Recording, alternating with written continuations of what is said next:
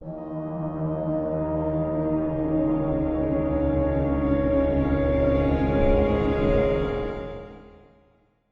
15% that watch my videos are subscribed. Please don't forget to if you like my content. This helps me out a lot. Enjoy the video. Mankind should learn to stop its curious nature before it becomes our undoing. If only they knew what we knew, they would not want us to continue to search the depths of the God-forsaken oceans. The horrors we saw through our newest equipment is something that I still cannot grip my mind around. It plagues me to the point where when I'm done recounting my story, I will join the crew of Project X-2. God or gods that may claim me, please have mercy on my soul. It started November 20th, 2020. After the failure of killing the creature that lies at the bottom of the sea, we decided to create major upgrades to our vessels. You heard correctly. One vessel was not going to be enough, and unfortunately for the crew from Project X, they paid for that lesson with their lives.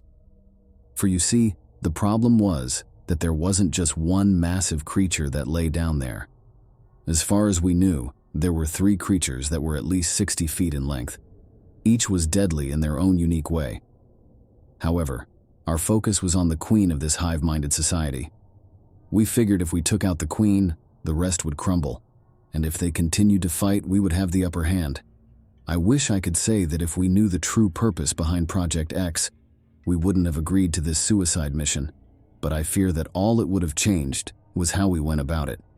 I'll disclose a brief summary of Project X in order to make this a little easier to understand.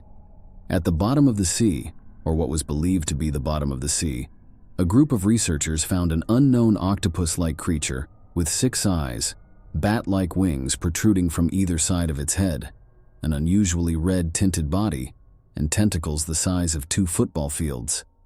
They believed it could have been a new species of octopoda.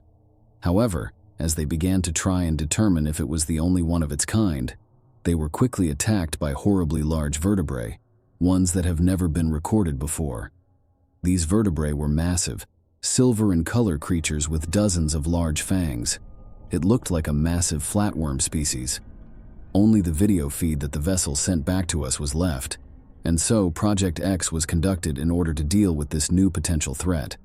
Sadly, a large missile was used on the creature, but it seemed to have only invoked its wrath, as when it managed to hurt one of the unknown vertebrae, the new octopoda creature immediately went into a frenzy. With one swoop of its large red tentacle, it destroyed every ship that was within 100 to 200 feet of it. In this line of work, you hear and see horrible things, but that overkill of our Marines was something that I just wasn't prepared for. None of us truly were.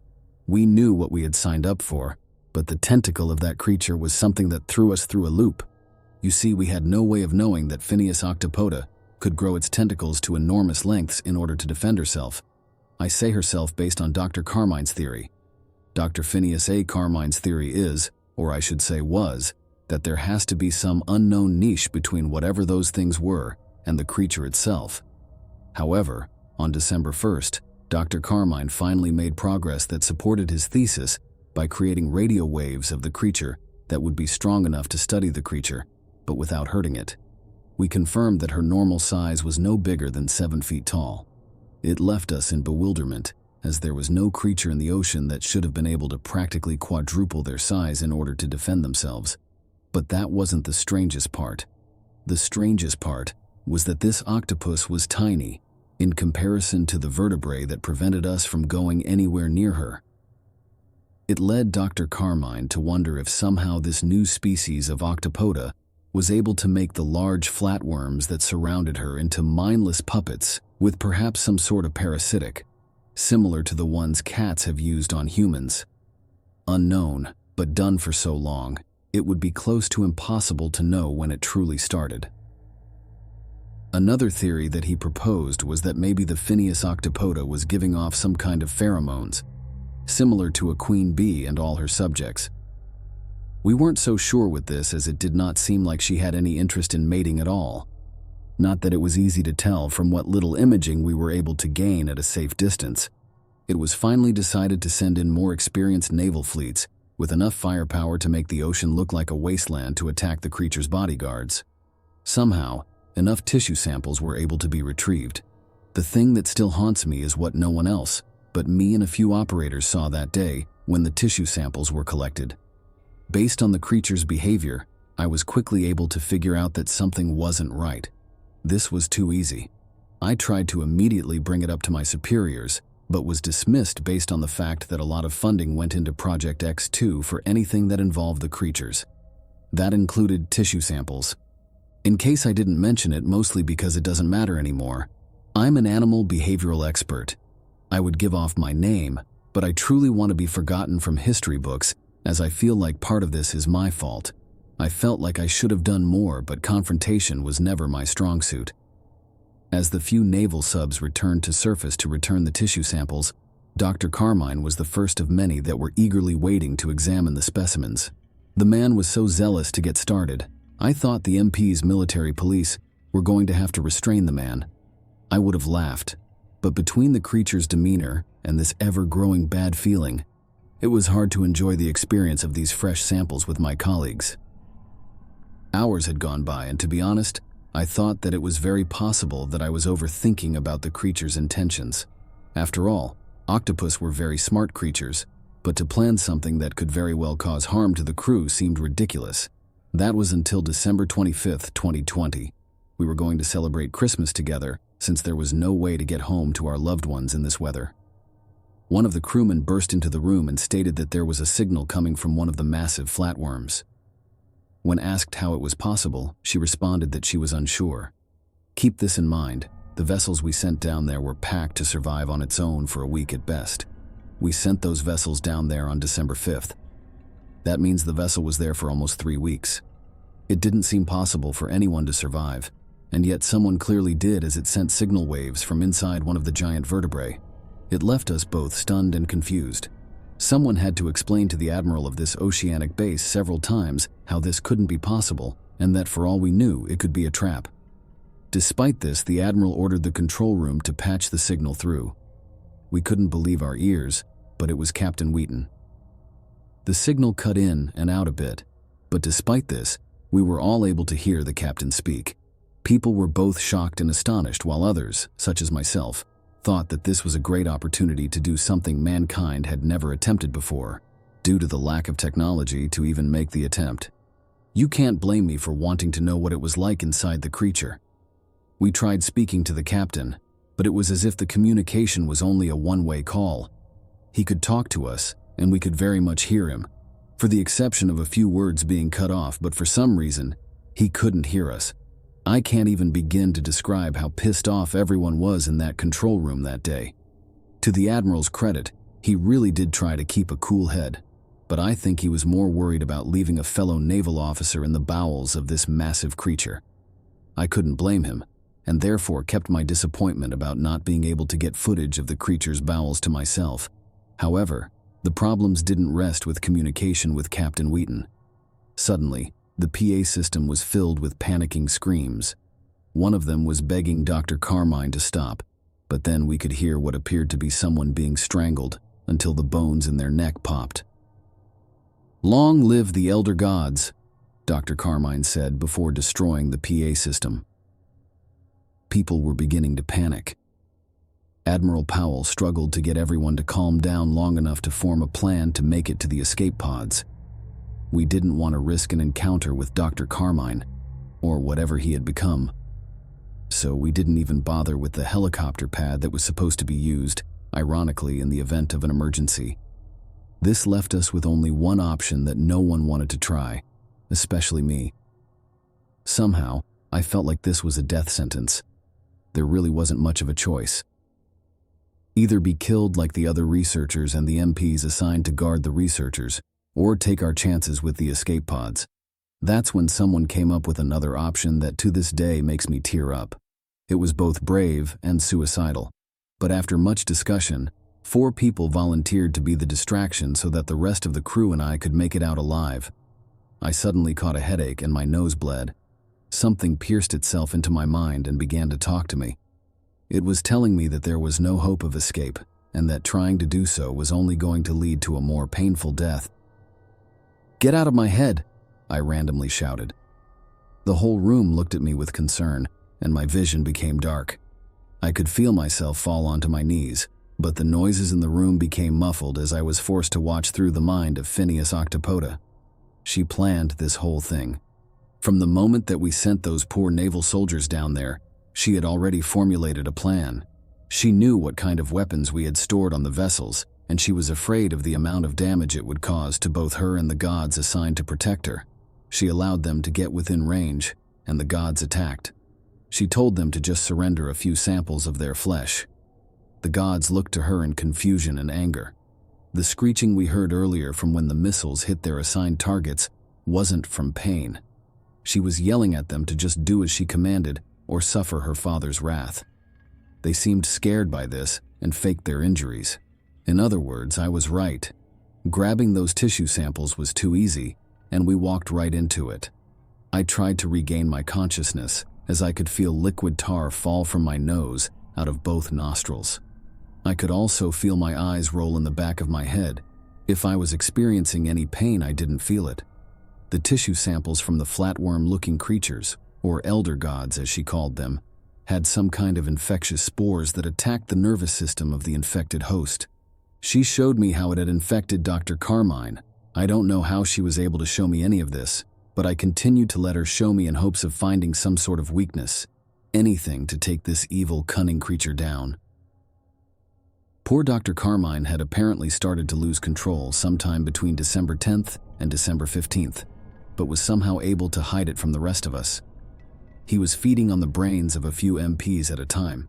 To do this, his mouth would contort until his teeth formed into black, sharp fangs that broke into the skull as easy as chewing gum, as his jaw enlarged enough to fit on the victim's skull. He then sucked on it as the second pair of jaws in his throat chewed and swallowed for him. It was horrific, and I could feel my heart practically beating out of my chest because of it. My mind felt close to the edge of breaking. I tried to scream and to fight, but I couldn't. I was held down against my will as I had to watch this new creature that was once my dear friend, Dr. Carmine, butcher everyone in the lab. He had help from the tissue samples that took place of his victims. Somehow they were able to mimic the victims to the letter. If I wasn't so horrified by this, I would honestly be impressed. I suddenly remembered something else. Captain Wheaton kept repeating that he was still alive and that he was inside the creature's guts. He kept saying something that was hard to make out. It was then that the creature forced my head in a different direction, as I was forced to watch Captain Wheaton. He was trying to warn us about my suspicions on the tissue samples. It seemed that the creature had gotten into his head too, and he was able to see the plans unfold. I tried to see more. I wanted to know how Captain Wheaton escaped the grip of the creature, but my vision turned black, and I felt myself on the floor. I woke up to the emergency alarm blurring. Warning, warning, water pressure system failure in the docking bay. Repair must be done immediately. The alarm kept repeating the same message over and over again as I tried to regain my focus. My vision was blurry, and I could barely move. Despite the difficulty to get up, I slowly got onto my feet. I woke up to a bloodbath as the only person left alive was me. Admiral Powell was the worst of the carnage. It looked like he was forced to watch everyone die. His arms and legs were ripped from the torso, and then he was pierced through his chest cavity. It was hard for me to tell whether he had died of the blood loss, the shock, or the piercing in his chest, or all three. But I didn't want to stick around to find out. I knew by the time I reached the emergency reset switch, I was going to be underwater as well. Thankfully, Dr. Carmine had shown me a few secrets to the base. He was a smoker and used those emergency paths to get away with either smoking or chewing tobacco, whichever was easier to get away with that day. I believed that if Admiral Powell was still alive, he would have recommended using those hallways as well. So I went for it. Suddenly, I heard some sort of screech pierce my ears. It was a monstrous screech that was similar to the creature. I ignored it and kept trying to make my way up the flights of stairs as I started to feel pain in my right arm. "Come on, come on," I kept screaming at myself. I wasn't going to die here. I was determined not to let that fucking piece of shit have another victory, especially not from me. Tears fell from my eyes as I was overwhelmed with relief. The colors gray and silver never looked more like heaven to me than it did in this very moment. I was able to ignore the pain as I pushed through the door and got to see sunlight once more as I heard the blades of the helicopter spinning and ready for takeoff. "Are you the only one alive?" the pilot shouted to me. "Yes, we need to go now." Whatever adrenaline high I was on, whatever happiness took me in its arms, whatever hope I had left inside me was quickly destroyed as fleshy tentacles zipped past me and went for the pilot. To further destroy me and my sanity, I had to witness the only helicopter left swung in the air and blown to kingdom come. I felt so weak, so damn tired that as much as I wanted to scream, I just couldn't. I fell to my knees once more and just sobbed. "It'll be okay. You and I will be among the only humans to evolve and thrive for the new future. We'll be able to see among the stars. Think about it. The most brilliant men in this ignorant wasteland will finally be able to surpass our limitations as the rest of these pathetic imbeciles suffer at the wrath of the great old ones," Dr. Carmine said in a demonic voice. I slowly got up and turned to look at him. He was deformed. His skin was as red as a boiled lobster. Black rings covered his body. The top of his skull was bulbous in size. He had red-webbed claws for feet and hands and tentacles that protruded from where his mouth used to be. Had I not felt so defeated, I would have been scared, but I just couldn't deal with any of this. Rage began to fester inside me. I didn't have a plan and knew it was pointless to fight back, but to be honest, I just wanted this thing dead. Nothing else mattered to me. Not the death of the crew.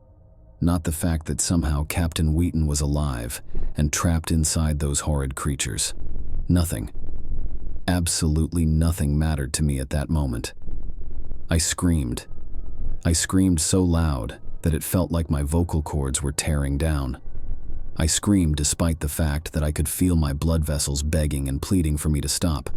As I did this, I could feel my skin tearing. It hurt like hell, but I wanted to give this abomination a piece of my mind. I didn't care about anything anymore. If I was going to die, this was going to be my last stand. Something from my arm burst forth, smacking the creature into the emergency door and shattering the walls with it. I didn't stop. I couldn't stop. I kept going as all I wanted was death from this creature that took over my close friend and colleague. I didn't care that it was possible that Dr. Carmine could have been responsible for all of this. Like I said, the only thing on my mind was the death of this fucking creature. I took in another breath as I screamed again as blood fell from my eyes and my body was changing. In a massive radius, a huge chunk of the building looked like it was cut off with an ice cream scoop. I felt the wind blow the last cool breeze that I would ever feel against every cut and bruise that I had endured. My throat was so raw that I couldn't speak anymore. You know, in those dreams where you feel like you're falling, but you're not sure where from or where you're going to land? It felt like that as my body felt like it had immediately shut down. Suddenly, I felt myself on a tentacle. I could tell by the unusually large suction cups.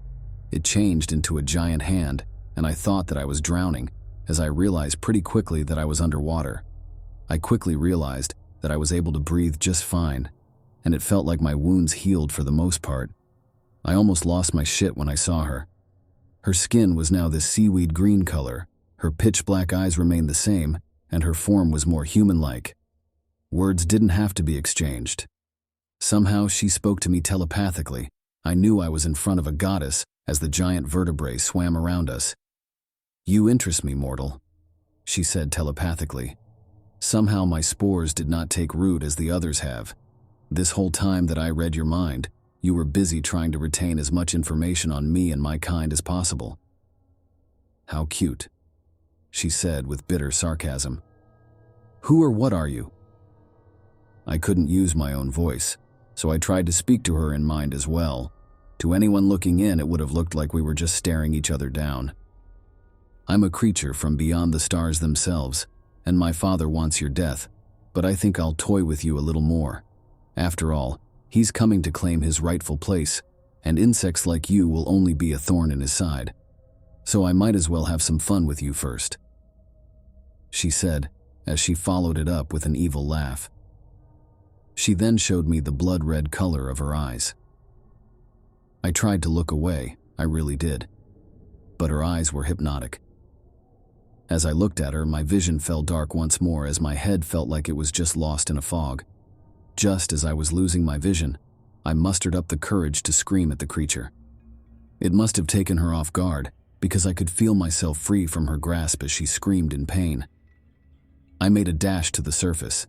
I swam faster than I ever did in college. I kept swimming as hard as I could. I refused to let her keep me in her grasp. Death would be better than whatever hell she was going to put me through. I could feel fear like I had never felt before, coursing through my veins like poison as I kept using every muscle I had. I was getting closer to the surface. "Keep going, we are so damn close, don't look back, don't you dare give up now, motherfucker." I kept shouting at myself as I kept swimming, but no matter how hard I swam, the very beings that were guarding that tentacle-faced bitch were now following. They were able to swim faster than me. It didn't take long until suddenly I could feel rows upon rows of jagged teeth the size of SUVs start to surround me. I refused to give up. No way in hell was I going to make it that easy for the creature, and it knew it too. The teeth were now getting ahead of me as I tried to swim in a different direction. I kept trying to embrace myself for the inevitable as I was beginning to see its gums more clearly, and I could feel myself being sucked in. I lost consciousness again. When I woke up, I was standing on my own 2 feet in the streets of Louisiana. I was wearing someone else's clothes that were coated in blood and organs. More of my kind were slaughtering humans by the dozens as they took advantage of the horrible storms that the state of Louisiana was known for. What had I done? I thought to myself. Exactly what I knew I could trust you to do. I must admit, you continue to impress me, mortal. Many would have just given in by now, but here you are, still fighting a losing war. It's actually been rather amusing as I've enjoyed feasting on your suffering, the creature said in my mind again. It took a few days, but I slaughtered whatever these things were, and I tried to save as many as I could. But it was as the creature said. It was a losing war. To whoever finds this, I'm sorry that I couldn't leave you with more information. Just know that I tried with everything that I could to hold them back, but there wasn't much else that I could do. I'm hoping that someone will find this recording and use it to push her back. But this is the end for me. Even now, she's calling me back to serve her once more, and it's getting harder to resist. So, this is goodbye and good luck. This handgun with armor-piercing bullets should kill me.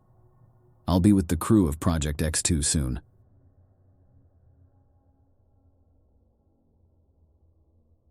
In the fall of 1979, Martin "Marty" Joseph was a 23-year-old rookie highway patrolman with the Pennsylvania State Police. Marty was fresh out of the academy, and before that had been a star football player at Temple University in Philadelphia, before returning to his native western Pennsylvania to attend the State Police Academy. He was tall, stout, and handsome by traditional standards. Dark brown hair that he kept high and tight in accordance with the state police regulations. He had dark brown eyes and a sharp jawline with high cheekbones. He was the envy of all the older officers at his station, many of whom were nearing retirement, and jealous of Marty's imposing physique and boyish charms.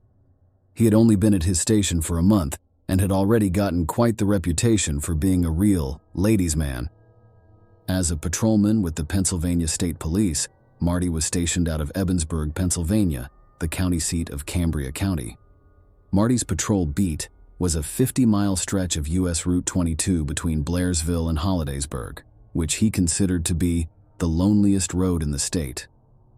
The other troopers he worked with had given him this particular stretch of highway and the surrounding small towns because they knew it was not an easy place to fill their quota of speeding tickets, especially on the night shift. Though he knew it wouldn't be easy, Marty accepted his route and got after it as best as he could.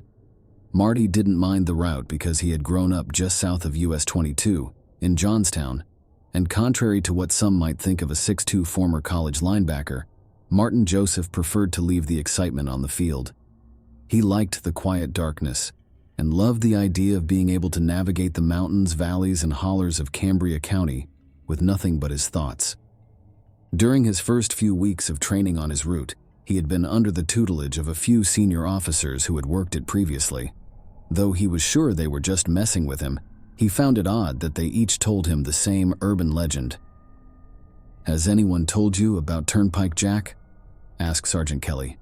Thomas Kelly was a 54-year-old, soon-to-be retired Irishman who had joined the force after immigrating to the States at the age of 19.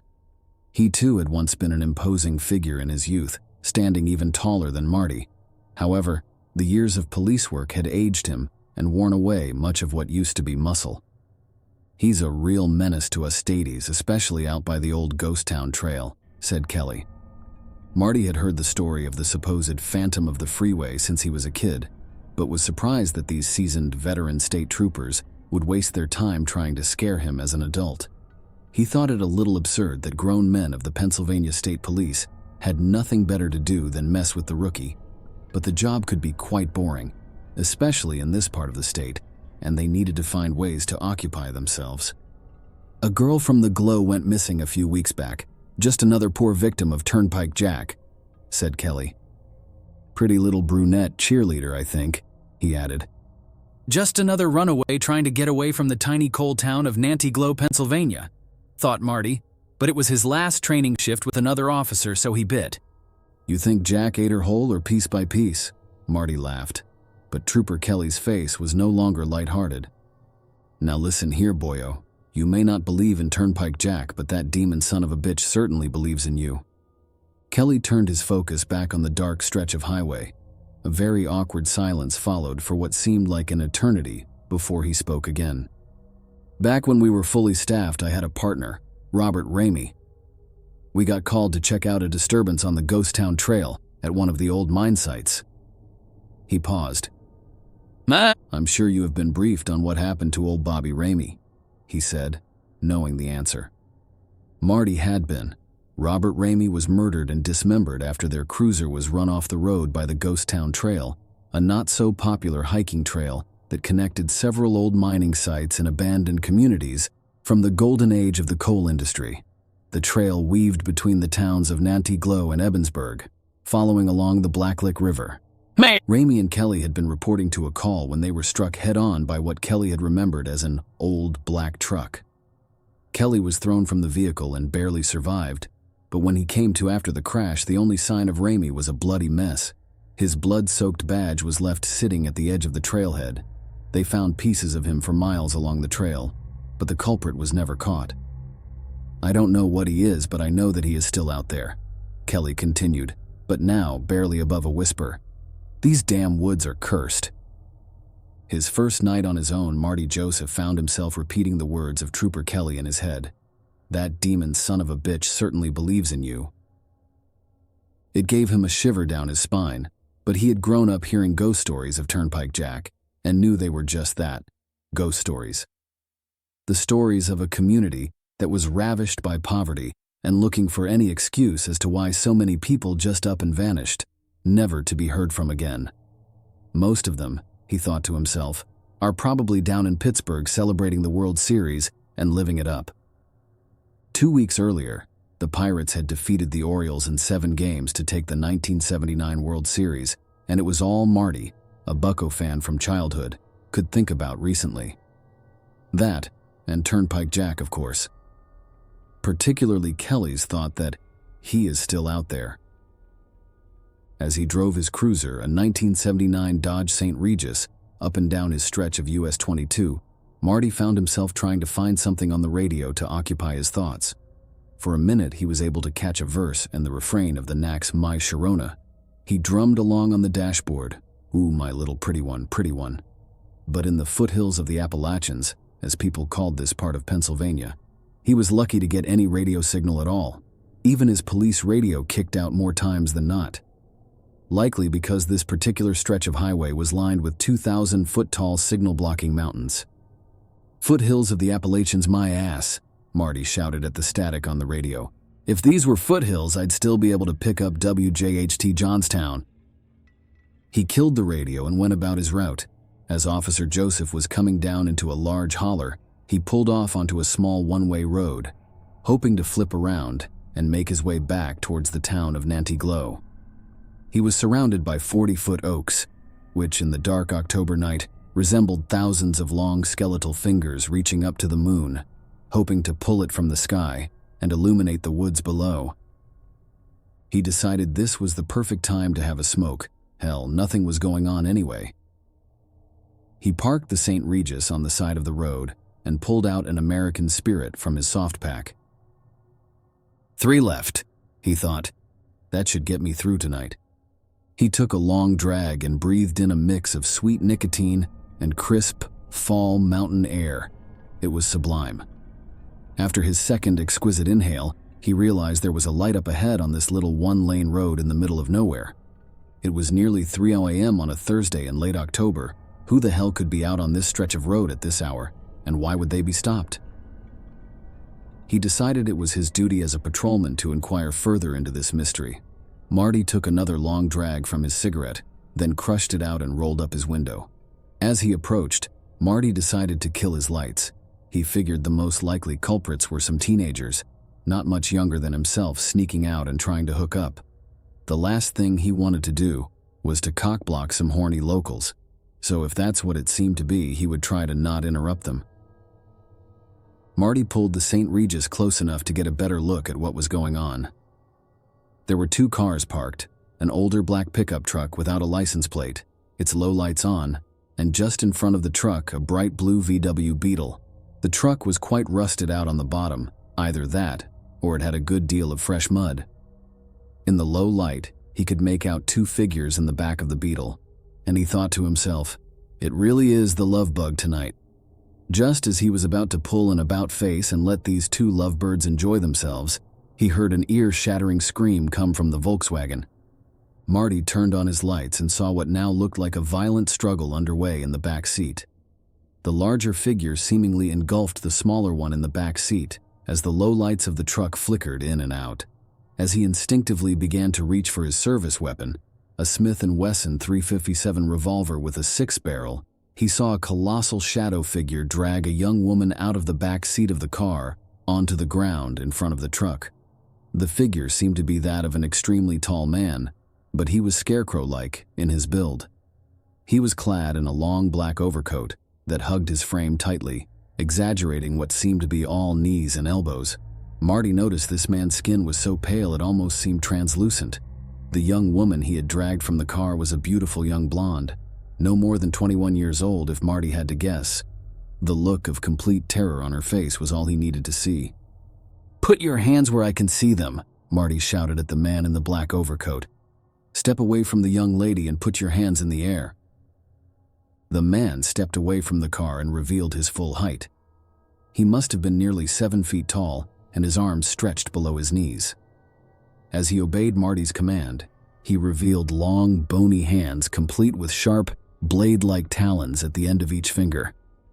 "Nice and slow, buddy. I finished at the top of my class at the Academy in Marksmanship, and I won't hesitate to put you down." Marty was channeling some confidence from his football days, using his tough guy voice, more to convince himself that he was in control of the situation than to actually command the perpetrator.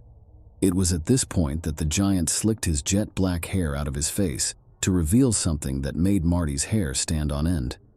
His skin was white as snow, his eyes blacker than the abyss, with a complete absence of light, and it appeared they were devoid of any white at all. This alone, coupled with the creature's figure, would be enough to haunt Marty's dreams for the rest of what he thought could be a very short life.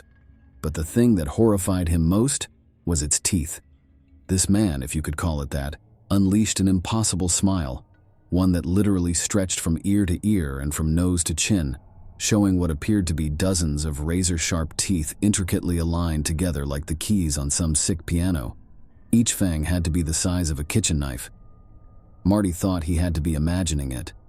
Every instinct told him he should turn tail and book it out of there, but Marty stood firm, transfixed by the grinning ghoul before him, praying that he would live to see another sunrise. He was brought back to the situation at hand by another scream from the young lady. "Fucking shoot him!" she pleaded from the ground in front of the beast. In an instant, the smile was gone, and the creature moved at a speed that would rival Barry Allen, snatching up the blonde and throwing her in the back of the truck before Marty knew what was going on. "If you take another step, it will be your last," Marty exclaimed as he took aim. The next few seconds seemed to move in slow motion as the monstrous tower of a man pounced on Marty. He was able to get off a single round from his revolver, which he thought winged the bastard, but if it did, it wasn't enough to slow him down. He slammed into Marty with the force of a semi-truck, propelling him several feet into the front windshield of the St. Regis, leaving him momentarily incapacitated and the windshield spiderwebbed, but intact. After maybe half a minute of writhing on the hood of the cruiser, he saw the old truck pulling away. Marty mustered every ounce of strength he had left and hopped in the St. Regis, flooring it to try and pursue his assailant. His head was pounding, and he was certain he had at least a half dozen shattered ribs, but he would be damned if he let Turnpike Jack get away that easily. Marty needed all 195 horsepower of the St. Regis to catch up to the old truck, and he nearly lost control on the back holler roads more than once, but he was now only about a car's length behind. He tried multiple times to radio for backup, but between the damage the cruiser had taken and the already horrible radio signal, he was out of luck. Marty decided he was going to ram the truck and try to force him off the road. He floored it again, taking an angle to try and clip the back left of the truck's bumper, forcing him to the right and hopefully into a ditch. What Marty did not count on was the driver of the truck slamming the brakes at the exact right time to send Marty's cruiser end over end from the direct impact.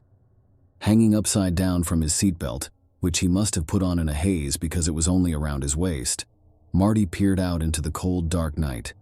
His vision was fading, but the last thing he remembered seeing before fading to black was the distinct silhouette of the slim giant with the black eyes and the razor grin, Turnpike Jack, coming his way through the darkness. When Marty awoke, he found himself having to adjust his eyes to the low light of what appeared to be a cave or cavern. He had an open gash above his right eye which had bled and crusted, impeding his vision even further. The fact that the blood had already dried meant he had probably been there for a while. As Marty tried to wipe the blood from his eye, he quickly realized his hands had been bound behind his back. He searched his surroundings for any indication of where he might be, finding a small amount of light resonating from a lantern set up against the cave wall opposite him. As his eyes adjusted, he scanned the area in the light only to behold a sight that turned his stomachs and forced a muffled retch. On the far wall a few feet from the lantern was the young blonde. She was dead, ripped open from sternum to navel. Her torso had been emptied of its contents, leaving just a bloody shell. She had literally been gutted. Marty turned and hacked up everything that was left in his stomach and gasped for breath. It was then that he heard a sinister cackle coming from the deepest, darkest part of the cave. Out of the darkness rose the form of Turnpike Jack, flashing that same visceral smile, except now his teeth were no longer white, but stained and dripping with red. He stood to his full height and stepped into the light of the lantern. "Hungry?" he asked with a laugh as he gestured toward the body of the young blonde. "There's plenty to go around," he said facetiously, his voice low and raspy. "So it speaks," Marty said to the creature. "Does it have a name, or should I just call you Jack?" The creature was amused by this line of questioning, mulling over the words it would choose to share with its soon-to-be prey. "I have had many names over the centuries," he paused, seemingly reminiscing. "In the old country they called me Baba Yaga. In London I was the Ripper. Down south I have been called El Coco, but in this place I am most frequently Turnpike Jack." As he spoke, Marty was working on an escape plan. Luckily, this monster hadn't searched all of his pockets before binding his arms, and he was able to secure his Zippo lighter from his back pocket. He knew he needed to keep Jack talking long enough for him to burn through the cloth restraints on his hands. Even if he could manage to free himself, he was pretty banged up, but at least he would have a chance. "Looks like I got you pretty good, huh?" Marty said as he gestured to a hole in the overcoat, darkened with blood. "Ah, yes. A few inches to the right and I may have been in some serious trouble. A good thing I had a meal ready to rejuvenate me," he said as he clutched the hair of the blonde, dragging her corpse closer to him. As the creature did this, a very important thought popped into Marty's head. An old adage he heard as a kid that, if it bleeds, you can kill it. Marty had managed to light the Zippo and was making quick progress on his restraints. He was almost free, and his thoughts shifted to how he was going to bury this monstrosity. What could he use to his advantage against a creature that has survived for centuries, eating the flesh of human beings? As he was searching for answers, it dawned on him that he had been in this place before. It wasn't a cave, it was a mine. He was in the belly of the old Lackawanna Iron and Coal Company mine, just south of the now ghost town of Warum. Marty lamented the fact that in high school he used to come down here to get high with his buddies, but his youthful transgression may actually give him a chance to survive his run-in with the devil himself. It was almost by divine providence that Marty noticed an old MJ carved into the cave wall, barely visible in the lantern light. He had put it there when he was 16 and had brought his then-girlfriend, Lucy Gallus, down here to do the deed for the first time. Marty can barely remember losing his virginity that night, but he could never forget the beating he took from her father for taking her into one of the most unstable mine shafts in the eastern United States. They had shut down several shafts because cave-ins and rock slides had killed dozens of miners over the years. Marty knew that where he sat was liable to collapse at any moment, and that with the right kind of force, he could bring down the roof.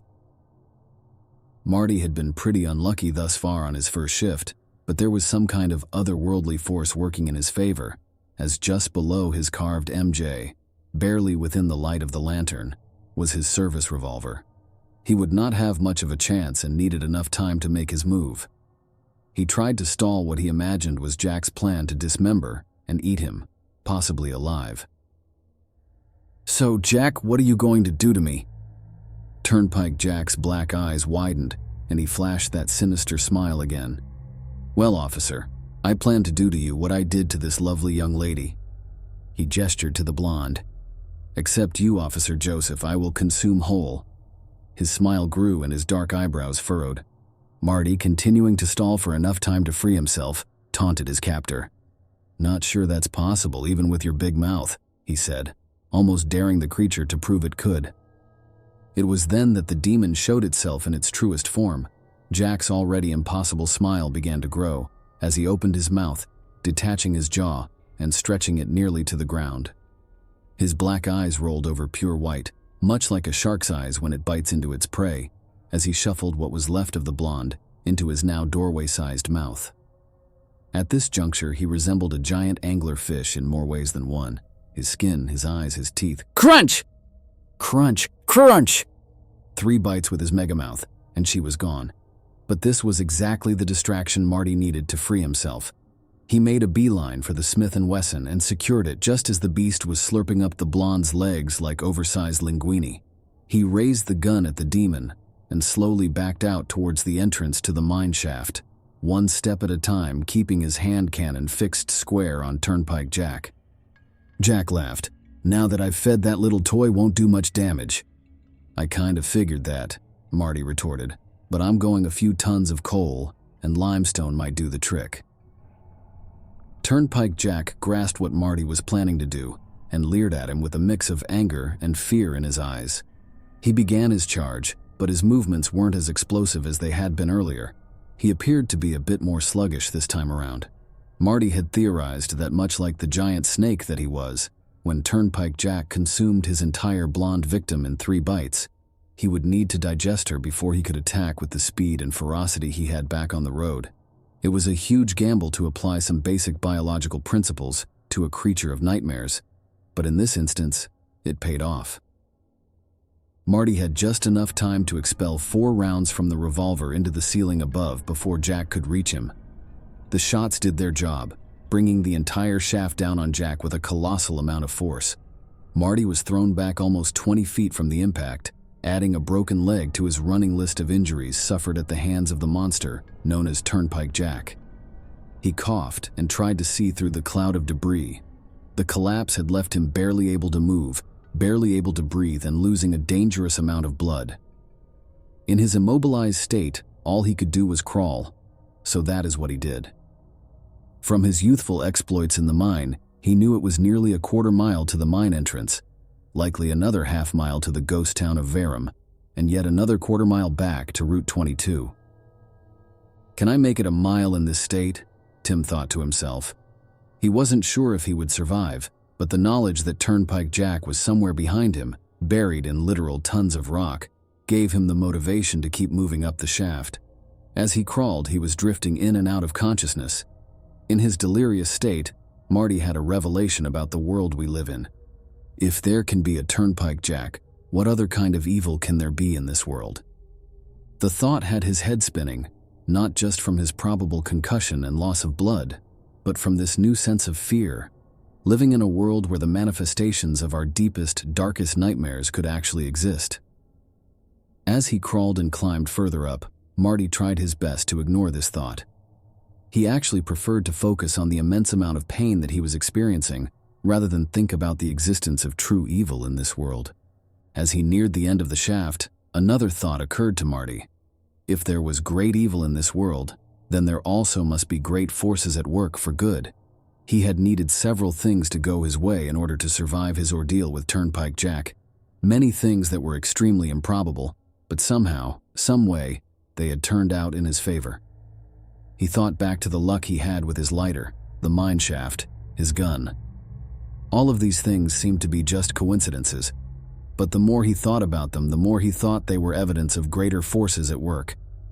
After nearly an hour of excruciating pain, he reached the entrance of the mine, only to be greeted by the morning sunrise and something else. Something he couldn't believe. It was a tall figure coming towards him, silhouetted by the sun and distorted by the fog of the early morning. It couldn't be Jack, Marty thought to himself. I buried him back there. As the figure approached, Marty tried to prepare himself for battle yet again. He had 2 rounds left in his revolver, and he raised it in front of him, struggling to make out the dark figure as it drew nearer. Is that you, boyo? Marty recognized the familiar Irish accent. Sergeant Kelly? Marty was overjoyed to see the face of his superior cutting through the haze of the early morning. He could tell by the look on the sergeant's face that he must be in pretty bad shape. How? He stuttered. How did you find me? Someone reported a police cruiser engulfed in flames on a back road not far from here. When we realized you were nowhere to be found, we scrambled the troops to come and find you. Don't ask me how, but something told me that I would find you in wareroom. Kelly helped Marty to his feet and threw his arm over his shoulder to help him limp back to the road. What the hell happened to you, boyo? Sergeant Kelly asked as they made their way slowly back to the safety of his St. Regis. You are going to think I'm out of my mind, said Marty. You may be surprised, replied Kelly. Marty went on to explain his entire ordeal, and Kelly believed every word. Over the next few days, the state police investigated the matter, digging up the old Lackawanna iron and coal mine, looking for evidence of Marty's story. But the only remains were a few bone fragments the coroner speculated belonged to a young female. They never found the blue Volkswagen or the old black truck, nor did they find the remains of a monster straight out of a horror movie. Though he had seen the cave-in buried Turnpike Jack, Marty couldn't help but go back to what Sergeant Kelly had told him. I don't know what he is, but I know that he is still out there.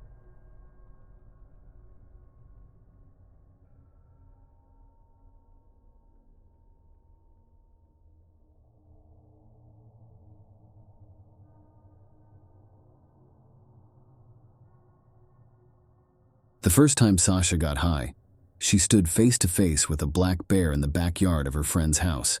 She was giggling while her 2 best friends Jade and Colt stood behind her, absolutely terrified. She wasn't sure why this was her reaction, or what other drug those edible gummy bears were laced with, but the bear looked adorable standing on its hind legs and raising its snout into the air. Don't scream, Sasha said, still giggling. It will only provoke it. Where I grew up, we had bears in our woods all the time. If you don't move, it will go away eventually. You're out of your fucking mind, Colt snapped in a harsh whisper. Honey, I don't think that's how it works, Jade said, her voice trembling. She was frantically searching through her phone. You're really high right now. I think you should do as this website says and back away slowly, or scream if it comes close and throw things.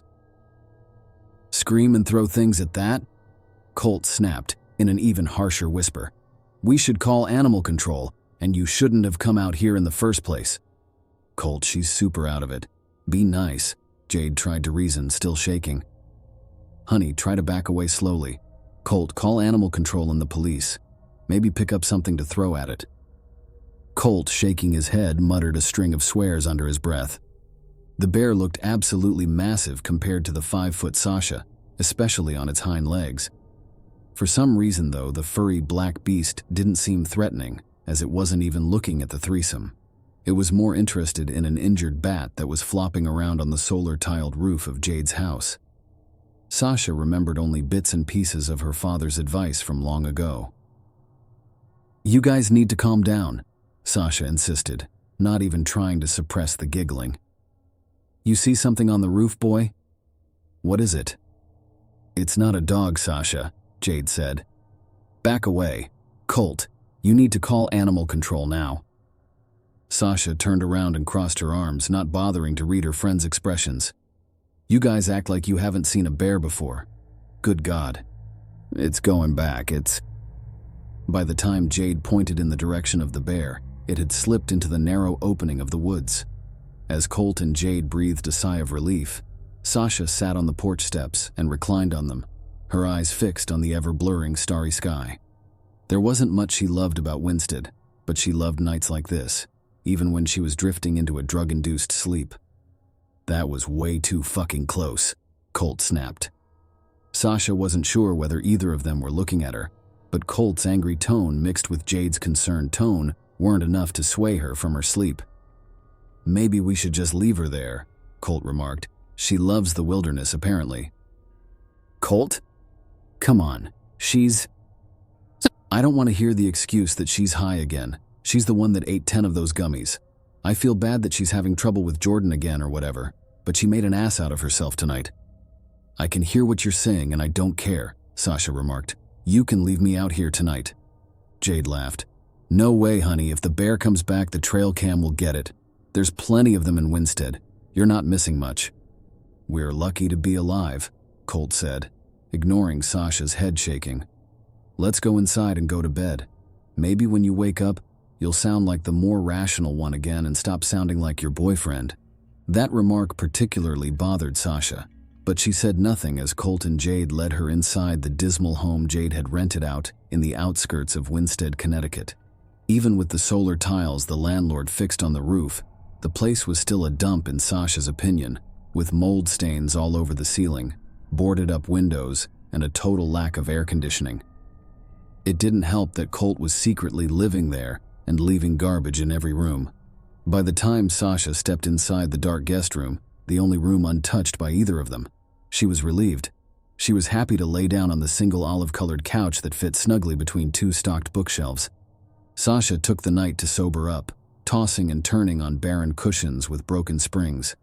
She couldn't stop thinking about how human the bear looked, standing on its hind legs.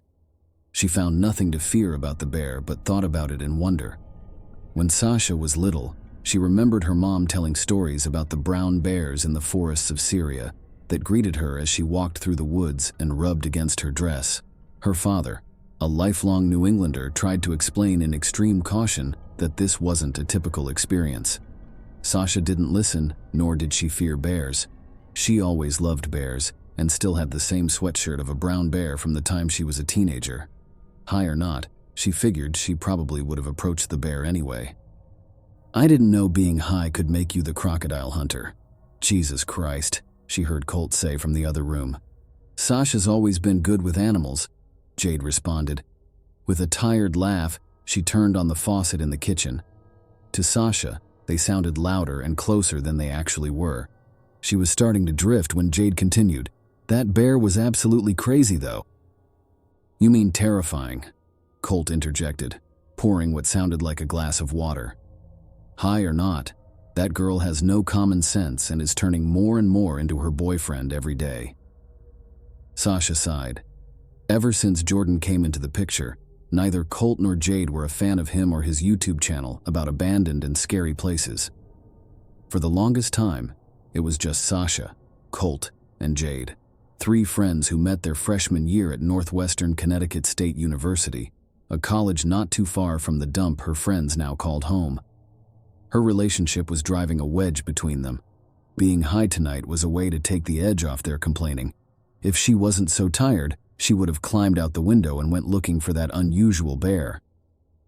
Hours later, when her friends were sound asleep and Sasha was still up and tormented by her thoughts, she saw a figure from the window. It looked tall like the bear, but much blurrier. It was just standing in the middle of the yard. Despite squinting, she couldn't quite make out what it was. It was dark like the bear, but there weren't any discernible features like fur or ears. When she squinted harder, she saw a tall, gray-haired man just standing in the middle of the yard. He wore a long, open jean jacket over a flannel shirt and brown cargo jeans. When she saw his right hand gripping a metal shovel, she gulped and felt her heart sink deep into her chest. Without thinking, Sasha grabbed her cell phone and opened the window, shouting, "What are you doing here?" Those words startled the man. His big gray eyes widened, and he darted off into the forest. When he ran, his body looked dark and blurry for some reason. Sasha figured she must still be high, but was sober enough to go into the living room where Colt and Jade were dozing on separate couches. Guys, wake up! I saw something! Ah! Colt and Jade were in their clothes from the night before. Only Jade's oversized hoodie and Colt's cardigan had some sort of food stain on it. When they opened their eyes, Colt gave Sasha a grimace, and for Jade, furrowed eyebrows. What is it, Sash?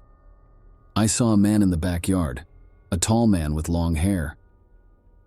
As she spoke, Sasha still had a sinking feeling in her chest.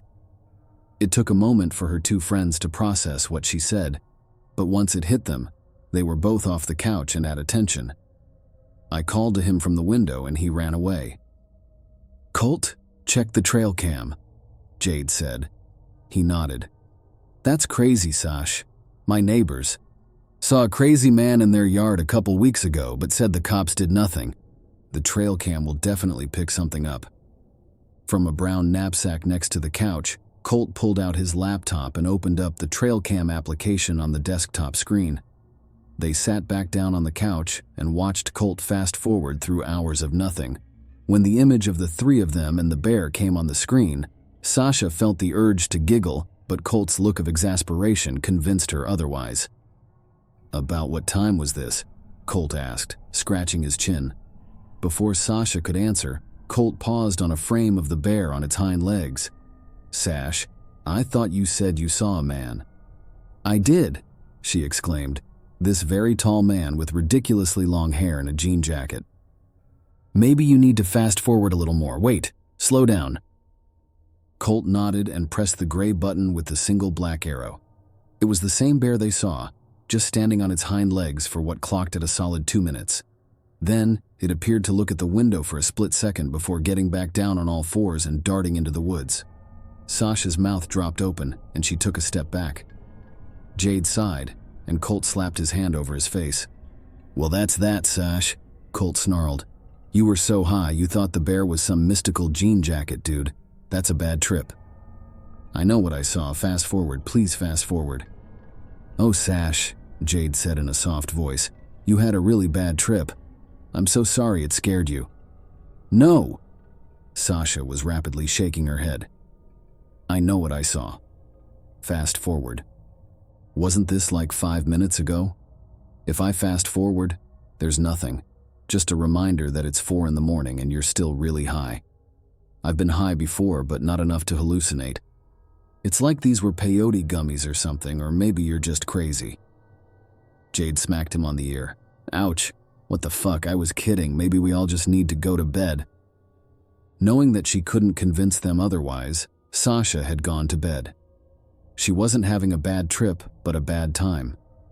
Now, not only did her best friends disapprove of her relationship, but questioned her sanity. Unlike her boyfriend, Sasha wasn't religious or spiritual and didn't really believe in the supernatural. She also knew the difference between tripping and being sober, or at least, she thought she did. What she saw wasn't caught on camera, but without any evidence, she still believed. Being in the last year of her biology graduate program, the notion of believing was deeply unsettling for her. Despite her better instincts, Sasha called Jordan the next day and told her about this experience. "So, let's review," Jordan said in a familiar, most self-assured voice that made Sasha groan. She didn't have to be there to know that he was grinning and pointing a finger in the air, as if he had some brilliant idea. "The three of you saw a bear in Jade's backyard that was standing on its hind legs. Later on in the night, you saw a tall, long-haired man that looked like a sage or something, and the trail camera caught footage of a bear." "Yes," Sasha said, uncertain or where this was going, but not wanting to know. and Jade lives in Winsted toward the woods. You know this, Jordan. What's your point? There was a brief pause before Jordan blurted out, You had a visit from the Winsted Wildman. Oh God. Sasha groaned into the receiver. Like their high sports team mascots. Ah no, that's the Winsted Wildmen. There's a slight difference. See, they get their name from the local legend of the Winsted Wildman. It's like Connecticut's Bigfoot. As Sasha sank into the couch and let out another audible groan, she felt tempted to hang up and make an excuse about bad service as he continued. Matt Drake did a video about this. You should watch it. Okay, so legend has it that sometime in the late 1800s, there was this real proper selectman named Riley Smith who was picking berries with his dog. For some reason, he, like all men back then, always wore a suit and a top hat, even on a walk in the woods.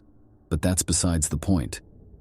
Anyway, he saw a large creature that looked like a man but with black fur all over its body and long hair draped over its shoulders. The selectman and his dog were paralyzed with fear and stood motionless until the creature disappeared.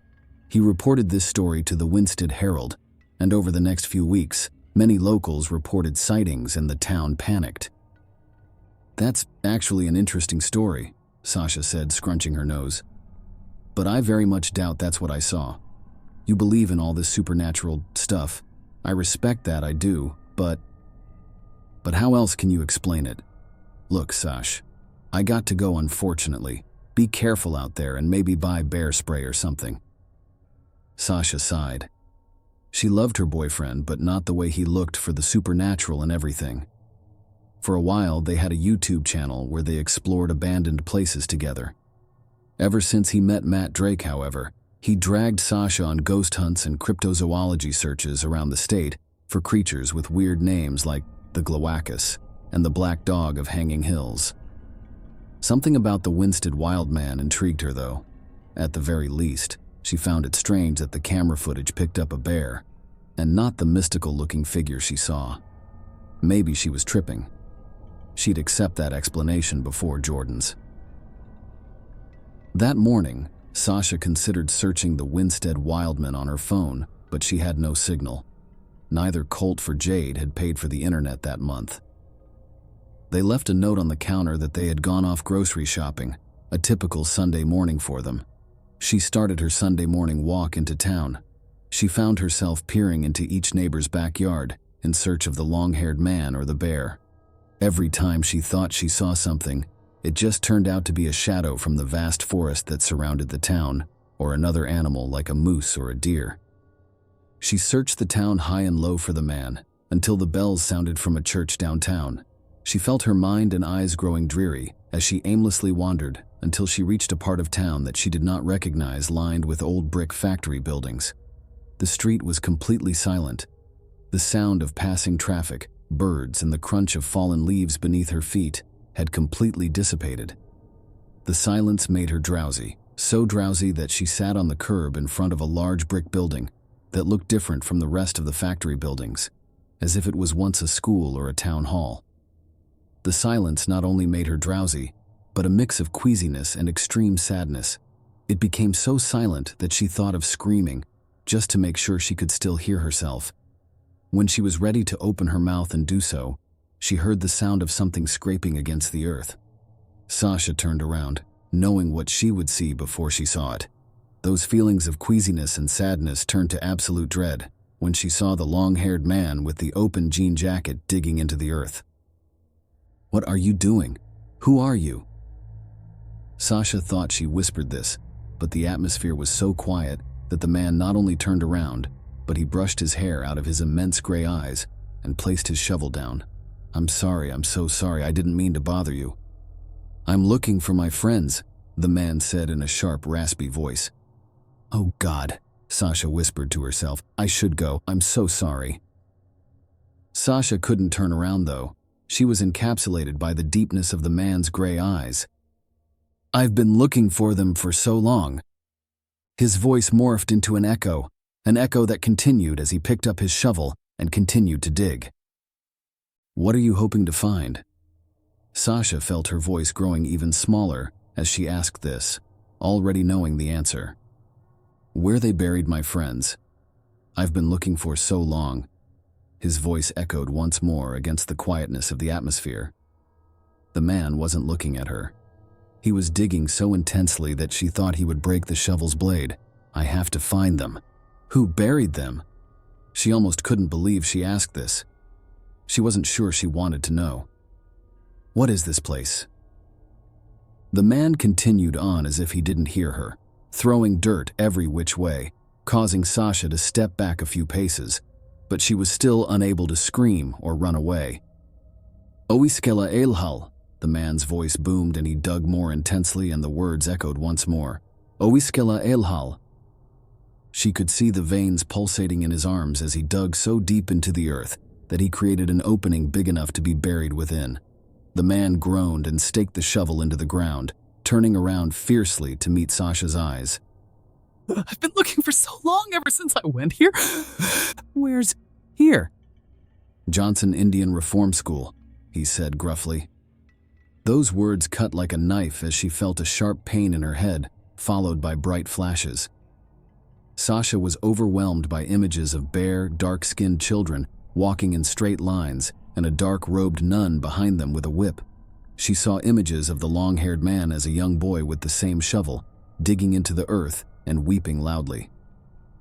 Sasha saw the black bear standing on his hind legs and roaring into the sky. Then there was nothing but silence and complete darkness. When darkness was gone, she woke up on the curb of a completely different street that she now recognized. Sasha rose and looked around frantically to see a street filled with Sunday morning drivers and churchgoers. The buildings were gone. The silence was gone. The long-haired man was gone too. Now even the slow sounds on Sunday morning in Winsted felt overwhelming. Just looking at the church made her queasy. Either she wasn't well or everyone around her was willfully ignorant of the horrific history that lurked within the town. Sasha wasn't sure what was worse, so she went back to Jade and Colt's house, too fright-stricken to look in any backyard or take any shortcuts. "We tried calling you," Jade exclaimed as a pale-faced Sasha stumbled into the house. She threw her arms around Sasha and pulled her in tightly. "You need to learn to charge your phone, Sash." "Yeah," Sasha murmured. Even Colt looked concerned and was reading something on his phone. "Looks like you did see something last night, Sash." He handed her his phone. It was a silver alert text about a man named Tayan Morgan who had wandered from a retirement facility 24 hours ago. It described him as 6'5" with long silver hair. Sasha bit her lip, her hand shaking against her jeans. "I think you saw this guy. I'm not sure what he was doing in our backyard, but he's exactly how you described him. He is..." Those words were all Sasha could manage to say as she sat on the couch. Colt and Jade suggested reporting what she saw to the local authorities. All she could do was nod. She felt too frightened to express what she had seen or to even rationalize it, even to Jordan, who would believe her at the drop of the hat. It wasn't until days later, when Sasha was back home, that she mustered the willpower to search for Johnson Indian Reform School. To her surprise and disappointment, she found the Foreign Mission School in Cornwall and the Moores Indian Charity School in Lebanon, but no combination of words matched Johnson Indian Reform School. Perhaps the man she saw attended one of those schools or was just old and confused. Perhaps she felt such an intense connection to him that she imagined what he once saw. Perhaps it was just an old man with dementia who mixed up stories from other family members or legends. Sasha searched as intensely as she saw the long-haired man digging that day, but no results rendered. Perhaps it was best to just try and forget the disturbing images she saw and heard. No matter how hard she tried, Sasha couldn't forget about Tayan Morgan, the Johnson Indian Reform School, or anything else she had seen. She stayed over at Colt and Jade's place as an excuse to search the neighborhoods for the man or the street with the old factory buildings. The trouble was, Winsted had many streets with old factory buildings, but none that were shaped like old schools or town halls.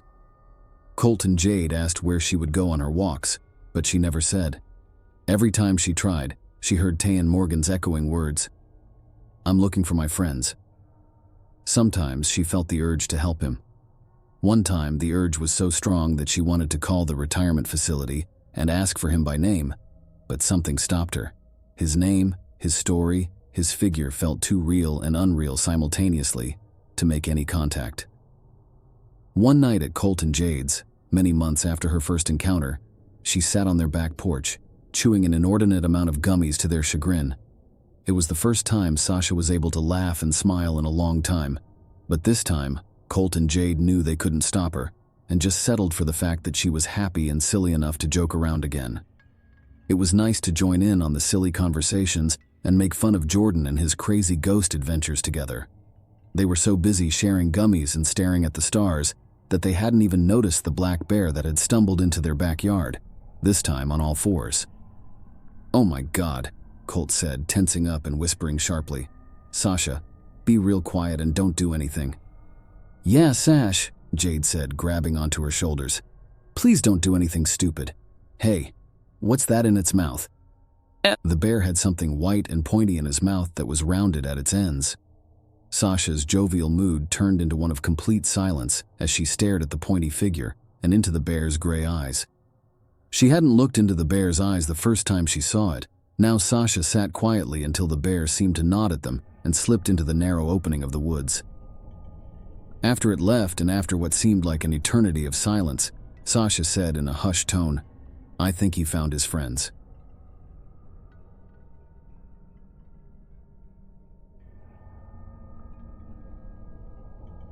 My name is Emily Parker, and I've always been drawn to the mysteries of the supernatural. So when rumors of a haunted mansion hidden deep in the woods reached my ears, I couldn't resist the pull of curiosity. Little did I know that my quest for answers would lead me into the heart of darkness itself. The forest around me was alive with the sounds of the night, a cacophony of rustling leaves and chirping insects that seemed to whisper secrets in the darkness. The moon hung low in the sky, its feeble light struggling to penetrate the thick canopy of trees that surrounded me. The mansion, a looming silhouette against the night sky, seemed to beckon me closer with each step I took. As I approached the front door, a chill wind swept through the air, sending shivers down my spine. I hesitated for just a moment, my hand hovering over the doorknob, before summoning the courage to push it open. The hinges groaned in protest, and I stepped into the darkness beyond, my heart pounding in my chest. The foyer was grand and imposing, with towering columns and a sweeping staircase that seemed to lead up into the very heavens themselves. Dust motes danced in the air, illuminated by the faint glow of moonlight filtering in through the stained glass windows. But despite the grandeur of the surroundings, there was an undeniable sense of decay and neglect that hung heavy in the air, as if the mansion itself were alive with some unseen malaise. As I wandered deeper into the mansion, the air grew colder, and the shadows seemed to lengthen with each passing moment. Every creak and groan of the old house sent shivers down my spine, and I couldn't shake the feeling that I was being watched. But I pressed on, my curiosity driving me forward into the heart of darkness. Chapter 2. The Encounter. I wandered through the mansion's labyrinthine corridors, my footsteps echoing off the walls like the whispers of unseen spirits. Every shadow seemed to conceal some malevolent presence, and I found myself constantly looking over my shoulder, my heart pounding in my chest. The air was thick with the scent of decay and ancient dust, mingling with the faint odor of something far more sinister. It felt as though the very walls of the mansion were alive, pulsating with a malevolent energy that seemed to seep into my bones with each passing moment. As I moved deeper into the mansion, the darkness seemed to grow more oppressive, pressing down on me like a weight upon my shoulders. The air grew colder, and I could feel the hairs on the back of my neck standing on end as if warning me of some unseen danger lurking in the shadows. Suddenly, a voice pierced the silence, its tone low and menacing. "Who dares to trespass in my domain?" it hissed, sending a chill down my spine. I froze, my heart pounding in my chest as I scanned the darkness for any sign of movement. But there was nothing, only the empty expanse of the hallway stretching out before me like a yawning abyss. And then, from the darkness emerged a figure, its form shrouded in shadow. It moved with an unnatural grace, gliding toward me with slow, deliberate steps. As it drew closer, I could see its eyes glowing with an otherworldly light, filled with malice and hunger. It was a demon, ancient and terrible, its very presence radiating an aura of pure malevolence that seemed to suffocate the air around me. I tried to speak, to plead for mercy, but my voice caught in my throat, and I could only watch in terror as it advanced upon me. I wanted to run, to flee from this nightmare come to life, but my feet were rooted to the spot as if held in place by some unseen force. I was trapped, helpless against the relentless advance of the demon. As it drew closer, I could feel its breath hot against my skin, its gaze piercing into the very depths of my soul. I knew that I was no match for this ancient evil, and yet I couldn't bring myself to look away, transfixed by the sheer terror of its presence. And then, with a sudden burst of courage, I lashed out, throwing myself at the demon with all the strength I could muster. But it was like trying to fight against the tide, futile and hopeless. With a mocking laugh, the demon brushed me aside as if I were nothing more than a mere insect. I stumbled backward, my heart pounding in my chest, as I desperately searched for an escape route. But the demon was relentless, its eyes burning with a hunger that sent shivers down my spine. I knew that I was running out of time, that soon it would be upon me, and there would be no escape from its terrible wrath. As I backed away, my foot caught on something and I stumbled, falling to the ground with a cry of terror. I scrambled backward, my hands scrabbling against the cold stone floor as I tried to put as much distance between myself and the demon as possible. But it was no use. With a roar of rage, the demon lunged forward, its claws outstretched to claim me once and for all. I closed my eyes, bracing myself for the final blow, but it never came. Chapter 3. The Confrontation. The demon drew closer, its presence radiating an aura of pure malevolence that seemed to suffocate the very air around me.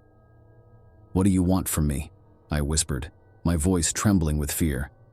The demon's lips curled into a sinister smile, revealing rows of razor-sharp teeth that gleamed in the dim light. "You have awakened me from my slumber," it growled, its voice like the rumble of distant thunder. "Now you must pay the price." With a wave of its hand, the demon summoned tendrils of darkness that wrapped around me like chains, binding me in place as it loomed over me with baleful intent. I could feel its breath hot against my skin, its gaze piercing into the very depths of my soul. I struggled against the darkness, fighting with all my might to break free from its grasp. But the demon was too powerful, its hold on me unbreakable. I was trapped, helpless, against its relentless advance. As the tendrils tightened around me, I could feel the air being squeezed from my lungs, and panic rose within me like a tidal wave. I gasped for breath, my vision swimming as darkness threatened to overtake me. But just when it seemed that all hope was lost, a flicker of something stirred within me, a spark of defiance that refused to be extinguished. With a surge of adrenaline, I pushed back against the darkness, summoning every ounce of strength I had left. To my surprise, the tendrils loosened their grip and I fell to the ground with a thud, gasping for air as I scrambled away from the demon's reach. It watched me with cold, calculating eyes, its lips curled into a snarl of rage. "You think you can defy me?" it growled, its voice low and dangerous. "You are nothing, mortal. You cannot hope to stand against the might of a demon." But I refused to back down. With a defiant glare, I met the demon's gaze head-on, summoning every ounce of courage I had left. "I may be mortal," I said, my voice steady despite the fear that churned within me, "but I am not without power of my own, and I will not let you destroy me." For a moment, there was silence, broken only by the sound of our ragged breathing, and then, with a roar of fury, the demon lunged forward, its claws outstretched to claim me once and for all. I scrambled to my feet as I prepared to face the demon head-on. But before it could reach me, there was a sudden burst of blinding light, and I shielded my eyes against the glare. When I dared to look again, the demon was gone, vanished into thin air as if it had never been there at all. I blinked in disbelief, my mind struggling to make sense of what had just happened again. But as I stood there in the darkness, I knew one thing for certain. The demon may have been defeated for now, but its presence still lingered, a dark shadow that loomed over me like a specter of fear.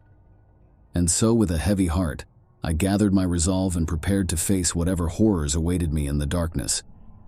For though the demon may have been vanquished, I knew that the true battle had only just begun. Chapter 4: The Escape. As I stumbled back from the fading remnants of the demon's presence, my heart hammered in my chest like a frantic drumbeat. The air around me felt charged with residual energy, tingling against my skin like the aftershocks of a storm. I blinked rapidly, trying to clear the lingering spots from my vision as the realization of my narrow escape sank in. The demon, for now at least, had been thwarted. But the terror it instilled in me lingered, a relentless specter that clung to the corners of my mind. For a moment, I remained frozen in place, my senses on high alert, as if expecting the demon to materialize once more from the shadows.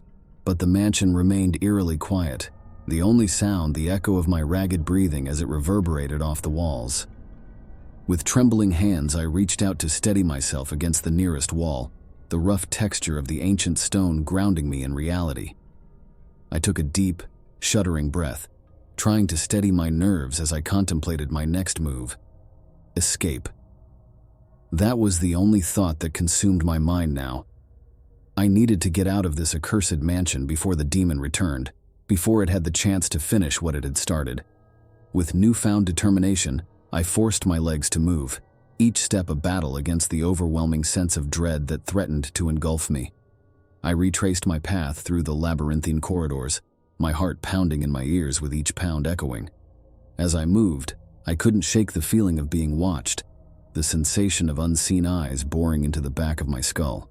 I quickened my pace, a cold sweat breaking out across my brow as I fought the rising tide of panic that threatened to overwhelm me. Finally, after what felt like an eternity, I saw it, a faint glimmer of moonlight shining through a cracked window at the end of the hallway. It was a small beacon of hope in the suffocating darkness, a reminder that there was still a world beyond these cursed walls. With renewed vigor, I pushed forward, each step bringing me closer to freedom. The air grew colder as I neared the window, the temperature dropping until I could see my breath fogging in front of me with each exhale. And then, with a final burst of effort, I reached the window, throwing it open with a desperate strength I didn't know I possessed. The cool night air rushed in to meet me, carrying with it the scent of earth and freedom. I paused for just a moment, savoring the sensation of wind against my skin, before summoning the courage to climb through the window and out into the night beyond. I landed with a soft thud on the ground below, my limbs trembling with exhaustion and relief. As I stood there in the moonlight gazing up at the mansion looming overhead, I knew that my journey was far from over. The demon may have been vanquished, but its presence still lingered, a dark shadow that stretched across the land like a stain upon the earth. But I refused to let fear consume me. With a steely resolve, I turned away from the mansion and set off into the night, determined to put as much distance between myself and that cursed place as possible. For though the demon may have been defeated, I knew that there were other horrors waiting in the darkness, other battles yet to be fought. But as long as I remained vigilant, as long as I never lost sight of the light, I knew that I would always find a way to survive. Epilogue. As I stumbled out into the cool night air, I could feel the weight of the demon's gaze still lingering upon me, its malevolent presence haunting my every step. But I knew that I had escaped its clutches, if only for now. As I made my way back to the safety of civilization, I couldn't help but wonder what other horrors lay hidden in the darkness, waiting to be unleashed upon the world. And though I knew that I would never forget the terror I had faced that night, I also knew that I would never stop searching for the truth, no matter where it might lead me. The moon cast its silvery glow over the forest, illuminating the path before me as I stumbled through the underbrush. Every sound seemed to echo in the stillness of the night, and I couldn't shake the feeling that I was being followed. As I reached the edge of the forest, I paused for a moment, casting one last glance back at the mansion looming in the distance. Its windows were dark and empty now, but I knew that the darkness within still held untold horrors. With a shudder, I turned away and made my way back to civilization, my mind racing with thoughts of the demon that I had encountered. I knew that I had faced true evil that night, and I couldn't help but wonder what other dark forces lurked in the shadows, waiting to be unleashed upon an unsuspecting world. But despite the fear and uncertainty that lingered in my heart, I also felt a glimmer of hope. For though I had faced the demon and survived, I knew that my journey was far from over. There were still mysteries to be unraveled and truths to be uncovered, and I was determined to face whatever horrors awaited me with courage and determination. And so, as I walked beneath the pale light of the moon, I vowed to never stop searching for the truth, no matter where it might lead me. For in the end, it was only by confronting the darkness within that I could ever hope to find the light.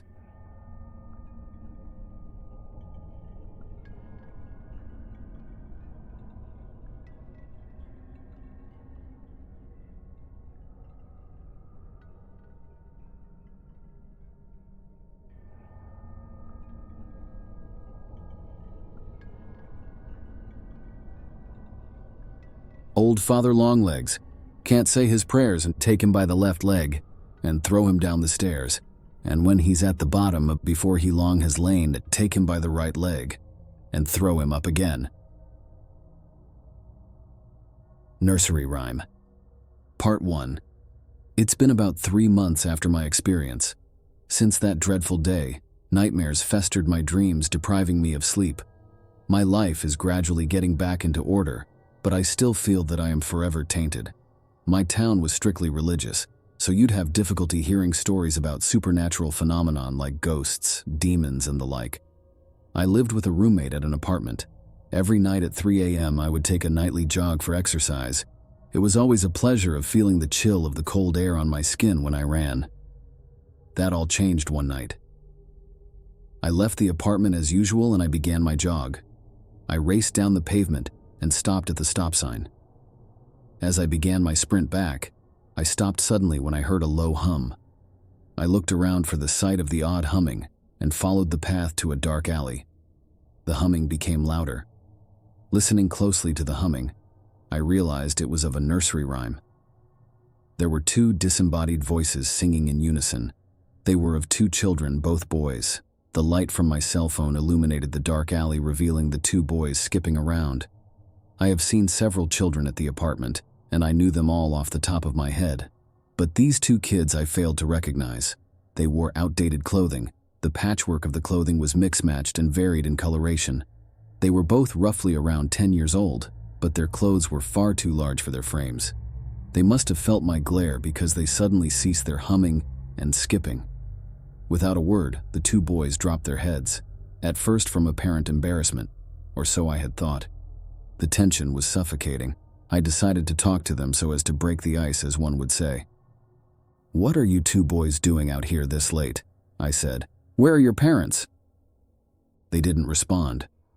I further pushed them to explain their reasons for playing outside at 3, mentioning how it was especially dangerous for people their age. Instead, they remained glued there, still as stone statues. Finally, I asked them if they felt okay. It was then that the once static children reanimated. Their movements were awkward and robotic. I looked more closely at their physical features. Their skin was pale and chalky, whiter than the raggedy clothes they were wearing. One had brown hair while the other had light blonde hair. For simplicity's sake, I'll call them Blondie and Brunette. "Hey there, mister," Brunette said. He spoke in a bizarrely monotonous tone. It was unnerving, to say the least. "Why are you and your friend out here so late?" I asked again. "Take us to your apartment," Brunette answered, completely ignoring my inquiry. It was an odd request. I had just met these 2 boys, and yet he spoke as if we knew each other for years. Blondie didn't respond and merely stood by Brunette. Brunette had a flare of confidence to him that was admirable but disturbing. His toothy smirk didn't help matters. "Are your parents there, boy?" He ignored me once again. "Just take us with you. It won't be that long. We'll go to your apartment and we'll be gone." I was becoming more distraught at his assertiveness. "No, I'm sorry, but I'm not going to. I feel threatened." Brunette's smirk transformed into a scowl with his movements stiffening. Blondie stared at Brunette, then at me. It was then that I saw what they were hiding. They both had solid, coal-black eyes. There was no sign of whiteness of the sclera in their eyes. The light from my phone reflected on their eyes, showing off a hollow appearance. Apparently, looking directly at their eyes was enough to enrage Brunette. "Just let us go with you," he said. He repeated the same demand over and over. He attempted to speak in a reassuring manner that he and his friend were unarmed and that they were just kids. Blondie remained silent during the whole tirade. If I wasn't completely overlooking it, Blondie appeared to be terrified of Brunette's bouts of anger. I'm a grown man. I've seen things that don't even faze me anymore. I've seen old, frail men get robbed on the streets, hit and runs, accidents. And yet, these two boys, if they even were boys, were sending me up the wall and getting under my skin. Worse, that little brunette, I sensed he understood fully that he was making me uncomfortable and was relishing at the fact. I kept staring hypnotically into the endless void that was his eyes, those dark, mysterious pools that lacked all light. I'm warning you boys, I said, one more step and that little brown-haired freak grabbed my arm. It wasn't a firm grip, but the boy nevertheless had some strength in it. His touch was cold, deathly cold. Then the itchiness started. My arm felt as if it had caught on fire and was burning underneath Brunette's grasp. Blondie stood by with a befuddled daze. "Let go, boy," I managed to scream out. He shook his head and pressed his fingers further down on my arm. The pain seared through my body. My strength was flowing out of my body. This boy, nay creature, hungrily stared at me. His skin also transformed. His olive-colored tone took on a lively appearance. Enough was enough. While I would never do this to a child, I knew on a subconscious level that this was no child, just a crude parody of one. I gathered up enough force in my fist and slammed it into Brunette's face. He fell backward, but Blondie caught him. He glared at me with that same deathly expression. It felt like hours until he gathered himself and walked away with Blondie. Freed from his hold, I hesitatingly stared at the path that the two children took, but to my relief, they were gone. I wasted no time to understand why they had suddenly vanished, nor did I remotely care to know. I raced back to my apartment after repeatedly looking behind my back to ensure that they weren't following me. My roommate stirred awake from me, slamming the door. "Dude, what's all the noise about?" I was breathing heavily, nearly collapsing from my shortness of breath. "Sorry, man, just got into a little trouble while out on my jog." His eyes shot open at that. "Trouble? Are you okay?" I nodded my head. "Don't worry, it was nothing really." He shrugged his shoulders and resumed his sleeping. When I got into my bed, I noticed his pet dog Buster sleeping next to his bed. He was an old pug whose hind legs were broken in a vehicular accident. As I was nearing sleep, I couldn't shake the feeling that I was being watched. That fire was still active in my body. I found myself catching what I assumed were glimpses of Brunette staring at me with his heated glare. His rage invaded my dreams, as my dreams were primarily about him repeatedly demanding entry into my apartment room. Part 2. One dream felt the most real. My eyes were heavy from a day's worth of work. As I was nearing sleep, I smelled a putrid scent fill my nostrils. I can best compare it to the smell of months-old diapers burnt to a crisp with sulfuric acid. When forcing myself awake, I saw him. There, at the edge of my bed, was Brunette. He wordlessly stood there as a statue before walking towards me, stopping at my face. He bent down at the side of my bed, his amusement never ending. He tentatively tapped my forehead with his lifeless fingers. His fingers were clawing into my forehead before I was immediately woken up by my roommate's screaming. "What's wrong?" I asked. He was desperately looking around the room under his bed and in the bathroom. He was always cool and collected, but now he was acting in utter lunacy. He grabbed me by the shirt collar and pulled me to his face. "Buster's missing." I was slow to react because he was still being illogical. "Maybe he walked out of the door last night?" My roommate fumed. Not in his condition he wouldn't. We agreed to pitch in some money to make missing posters featuring the elderly canine, and we spread them around the block. He also talked me into combining the money he had with mine to promise anyone who found the dog a reward for their cooperation. Some greedy con artists did try to pass off any dog as being my friends, but we turned them down without issue. That wasn't the only odd circumstances that transpired.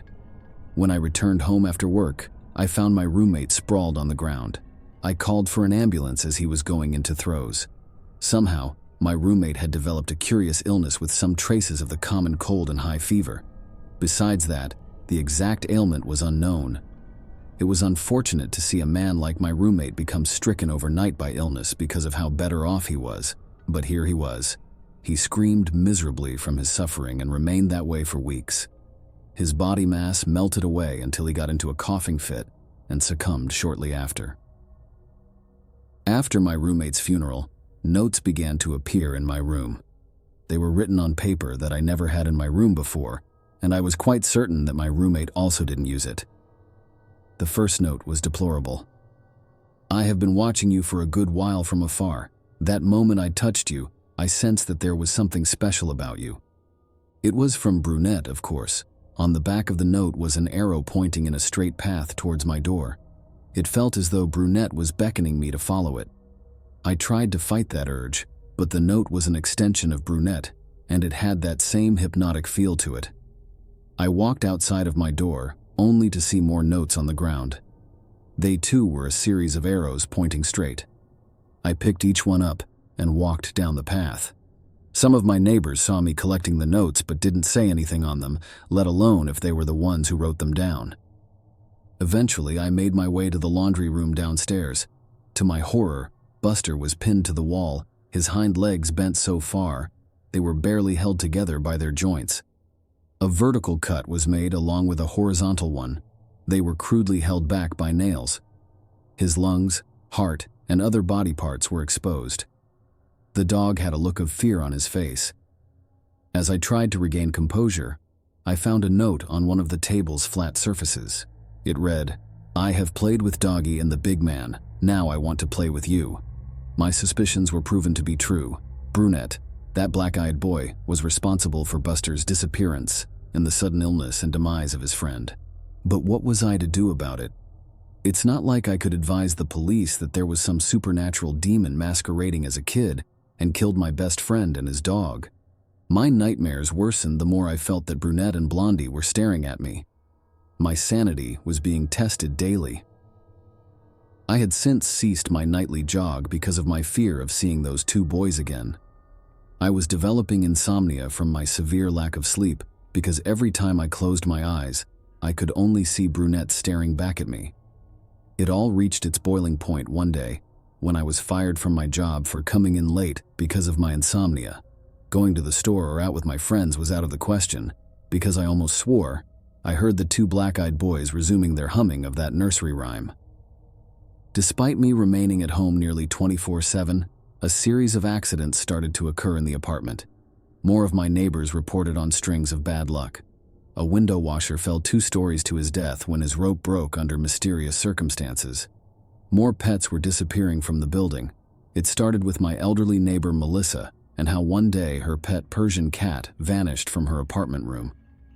Brunette would leave me notes showing where he had placed the mutilated bodies of the pets, some found at the back of the building, others in the owner's office. The sickness that took my roommate's life also began manifesting throughout the building, with no possible cure being achievable. It first appeared in the elderly residents, starting with Melissa, and gradually 5 elderly residents succumbed to the disease with high fevers that were incapable of being lowered. But then the beak sickness, as I called it, was transferred to the children of the apartment. The worst case involved a young single mother whose infant son contracted it, and despite her enlisting doctors to help her son, he faded away the next day. I received more notes from Brunette each day about the various people he had played with. He was a busy boy because I raked up 30 notes detailing his many endeavors.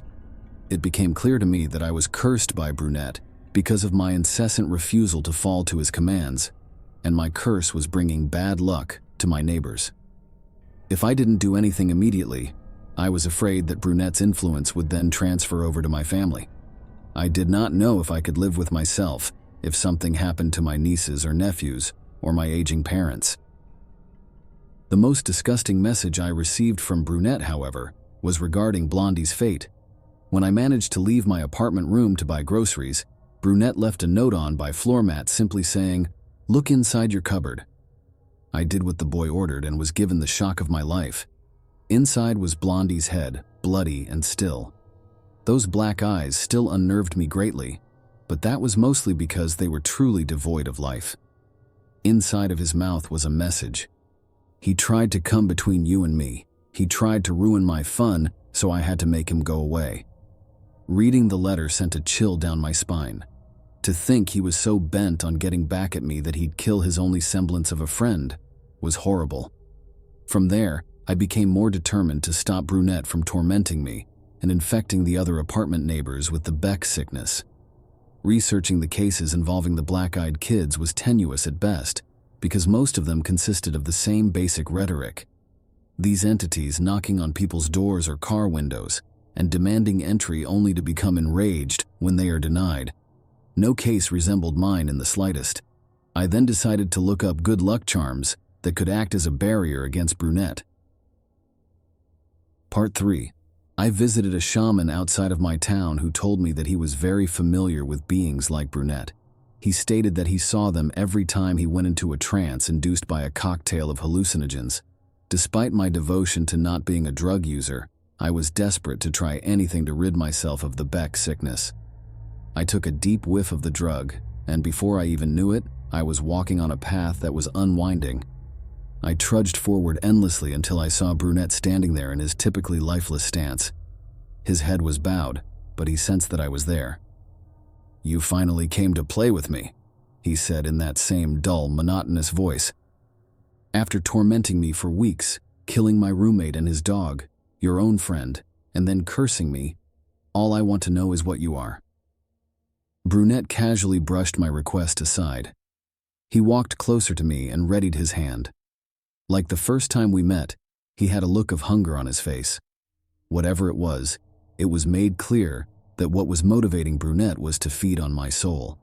He was back to his olive skin tone and skinnier than I remembered. Did he really decide that playing with me was more important than acquiring sustenance? Whatever the motivation, I grabbed his arm and clamped down on it. "Let me go," Brunette hissed. I refused and applied more pressure to his arm. His bones were surprisingly fragile, no doubt from not harvesting souls for a long time. He wiggled around under my hand, certainly feeling the bones in his hand breaking like twigs. I took my other hand and I hit him with it. Before I could strike him again, he hypnotized me with his eyes. I felt myself slipping into a dark abyss with my strength weakening. "That was no fair," Brunette muttered, "no fair." There I was sprawled on my back looking up at the black-eyed boy. He bent down to my face and a smile flared. His lips formed into an O shape which he forcefully began to inhale air. Vapor escaped my open mouth and entered his. My soul was rejuvenating him once more, his skin regaining a healthy peachy hue. My body grew weaker. If I didn't do anything, Brunette would leave me as a hollow husk and continue to ensnare and terrorize more innocent victims. With the last of my strength, I shot my hand out and seized him by his lips. He immediately knew what I was trying to do and doubled down on me. I fought back, pushing his face away from mine. Brunette groaned in pain and his chest began to descend. I took that opportunity to hit him in his ribcage a couple of times until he was forced to let me go. Purple blood was seeping out of his mouth in a wheeze. He looked up at me like I was the most disgusting thing in the room. "You'll die in here, you know," he smirked, "like your buddy and his dog and all the others." He laughed in a haze. I was becoming more enraged by the minute. I wasn't willing to give this little brat any more of my time. With one more punch, I directly hit Brunette in his demonic face, and he was sent off the path. The path acted as a bridge between the conscious and subconscious world. Underneath was a heavy mist. I wasn't even sure if it led to anywhere in particular. Brunette plummeted off the path, disappearing into the mist. His small frame fluttered in the wind and vanished into the mist. I woke up from my trance not too long afterward. Part 4. I never saw Brunette again. I couldn't even begin to explain to anyone else what happened, let alone that there was a head of a black-eyed boy in my cupboard, which also mysteriously disappeared. But with his disappearance, my curse began to vanish. It didn't disappear overnight, mind you, but nevertheless, the Beck sickness ended, and no one else in my apartment was struck with an incurable disease. But with Brunette, I could never be too careful. While I hoped that he was still falling, I investigated collecting good luck charms of any kind to prevent him from returning. I have also acquired a new job, and I saw to it that I only worked during the day shift. With my suspicions that Brunette was still watching me somewhere out there and waiting for his next move, I could never be too careful.